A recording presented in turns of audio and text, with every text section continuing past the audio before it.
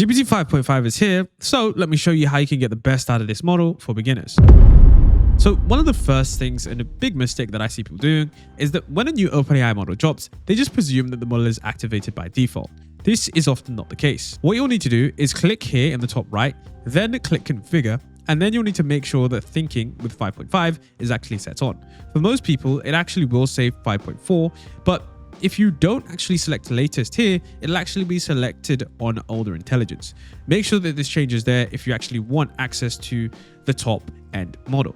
Now, another thing as well is that it can't just be on standard, it has to be on extended. This is going to give you the top tier intelligence, but also do remember not to keep this on if you're just doing general queries, because with that, you don't want to run into compute costs or have the model overthink. So for standard queries, it's best just to have it on instant for things like asking it how to do simple recipes or other basic tasks. Now, the second thing that I see is people still using GPT 5.5 in the native harness. What you can see on screen right now is ChatGPT, which is very basic and it often limits 5.5 from accomplishing real-world tasks. So if you actually want GPT 5.5 to accomplish real-world tasks like creating documents, Excel sheets, spreadsheets, web apps, and all of those things that we know it can do, especially to a high degree, you actually want to use GPT 5.5 in Codex. I'm going to make this as simple as possible so you can understand how to get the most out of GPT 5.5 without complex jargon or technical details. So usually you might see the button up here, try Codex. If you don't see it there, just click the sidebar. Then you'll see Codex on the left-hand side. Clicking that, that'll pop you over to this menu right here.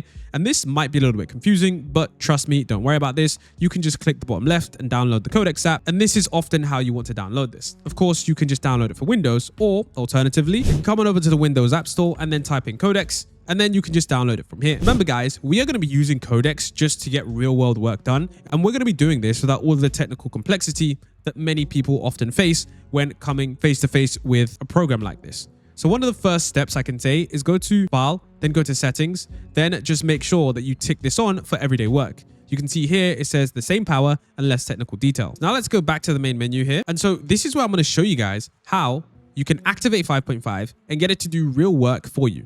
So now that we're inside Codex, let's just make sure we've activated the 5.5 model. So what we'll do is we'll go here and we'll just make sure that this is selected on 5.5.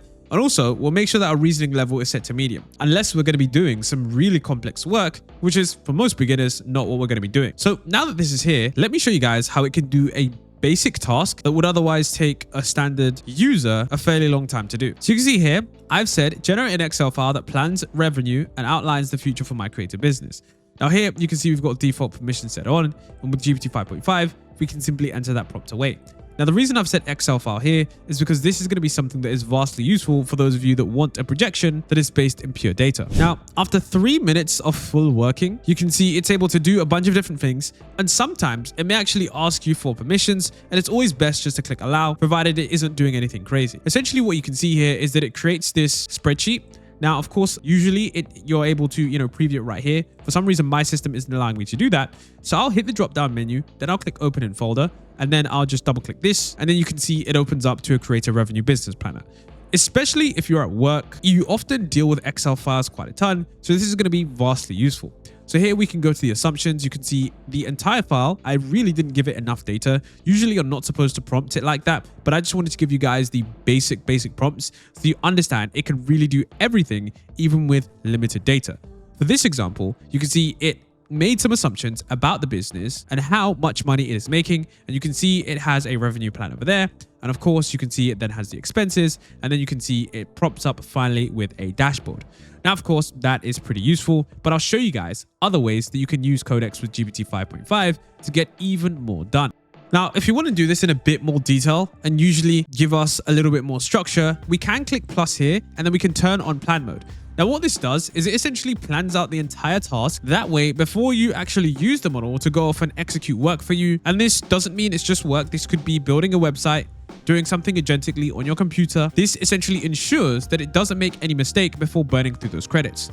So here you can say, create a PowerPoint presentation on the creator economy in 2026 and how it will move forward in 2027. Now here you can see I've enabled plan mode. So if I hit enter here, essentially what it does first is make an entire plan about that task that I can look at, first of all, review, and then of course, move forward in terms of what I'm supposed to do. So this is something that is super effective because oftentimes it will make assumptions on any task that you do. this could be web browsing, this could be doing something agentically, this could be doing anything absolutely, creating certain documents. And so plan mode is super useful for complex tasks that require multiple different steps. So here, I actually like this. And then of course, what I can do is once that's done, you then want to disable plan mode. So here, what I actually did was I said, create the presentation after disabling plan mode. And then you can see it's then going to work. Now, in another example, I did a very basic plan and you can see it actually came up with this. So if I click open, and so once again, let's just open this file in the folder. And then here you can see it comes up with this slide deck. Now, of course, most of you guys probably won't be creating such basic slide decks. You could be doing those McKinsey consultant style slide decks. You could of course add it.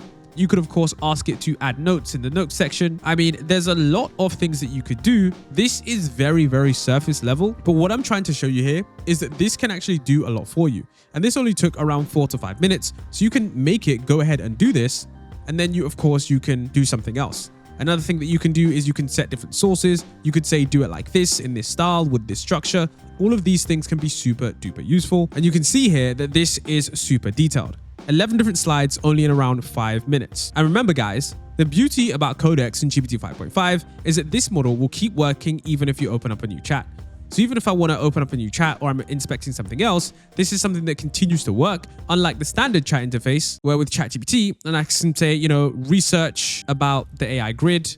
If I actually ask it to do that and then I open another chat, it's actually going to completely stop. So this is why I say using the model in Codex is just vastly better. Now, it isn't just good at creating documents. Another thing that GPT 5.5 is good at doing is of course creating web apps. So if you want to use 5.5 to do that, what I can do here is I can say create a simple web apps that tracks the valuation of OpenAI versus Anthropic. And so here, it'll essentially go ahead and do that. And so you can see it managed to reason, think, search up the data, and then go ahead and create this. So now, of course, I can either look at this on the side. It usually pops up in the side. Right now, my thing is just glitching. But once again, if you open that file, here you can see it was actually successfully able to do that. So you can see this, the funding, the market offers, absolutely everything well here. And so this is why I say Codex is very useful because it brings out the best capabilities in terms of what 5.5 has to offer. And most people, most beginners are just using it in the standard chat interface and they're not nearly getting half of the usage that you can. Another example you can actually do for Codex, this is an example OpenAI tweeted, is that you could use browser use to actually test out different websites and see their onboarding flow and, check issues. Now remember, GPT 5.5 is now powering that browser use, so it's even going to be more effective at this agentic task. And this is one of the tasks that, like I said before, you can't do in the standard ChatGPT user interface, so you're definitely missing out about this. And this is something that is very simple. All you need to do is if you have the Codex app, just double check that if you go to plugins, just make sure you can see that browser use is still there. And then if you want it to do anything, just click at, and then you can see browser use. You'll be able to trigger this command anytime you want it to go on the web and do anything. Something that once again is super useful, powered by 5.5. Now, of course, I will say that if you are struggling with certain tasks with 5.5, don't forget to bump that reasoning up to high or extra high so that it's able to get more done. And of course, considering that this model does use credits and it is a little bit more expensive, don't forget to click settings. And then of course, you'll be able to see the rate limits that you've currently used. Here you can see I've used 72% of my 5-hour rate limit and I've used 96% of the rate limits that expire on May the 1st. It's important to know that GPT 5.5 is a little bit more expensive, so do bear that in mind.